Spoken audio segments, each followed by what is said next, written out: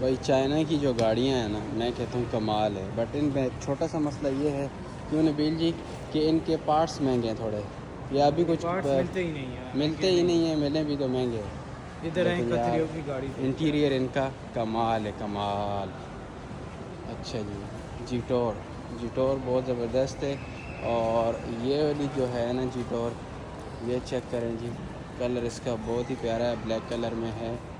और ये वाली, अच्छा ये लॉक है सारी, तो अंदर से खोल नहीं सकते, लेकिन यहाँ से आप थोड़ा इसका इंटीरियर देख सकते हैं। और ज़बरदस्त।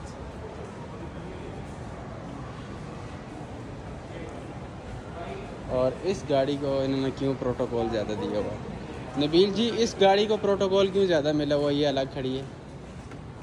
ये वो डिफेंडर की कापी है, या ये कापी है, या वो कापी है? ये है जी जीटोर। और इसका इंजन कितने सीसी है भाई? 2000 सीसी। Engine 2.0 litre. भाई ये गाड़ी जो है, ये चीज़ ही कुछ और है।